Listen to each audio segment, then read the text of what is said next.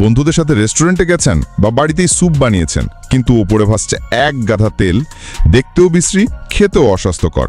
কোনো চিন্তা নেই, জাস্ট একটা হাতায় কয়েক টুকরো বরফ নিয়ে স্যুপের উপর এক চক্কর ঘুরিয়ে নিন, দেখবেন সব তেল জমে হাতার সাথে জাদুর মতো উঠে এসছে। এরপর থেকে ওল বা আলু জাতীয় সবজি কাটতে গিয়ে আর হাত চুলকাবে না। সবজির মধ্যে একটা কাঠি ঢুকিয়ে খোসা ছাড়ান, দেখবেন কত দ্রুত কাজ হয়। আর পারফেক্ট পোচ বানাতে পারেন না? চামচ গরম করে তেল মাখিয়ে তাতে ডিমটা ছেড়ে দিন, একটু জমাট বাঁধলে ফুটন্ত জলে 2 মিনিট, ব্যাস রেস্টুরেন্টের মতো পোচ রেডি। আচ্ছা, পার্টিতে ওয়াইন ওপেনার খুঁজে পাচ্ছেন না?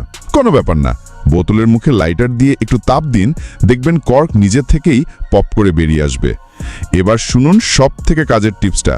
বরফ জমা মাংস ছাড়াতে ঘন্টার পর ঘন্টা অপেক্ষা করেন? এই ভুল আর করবেন না।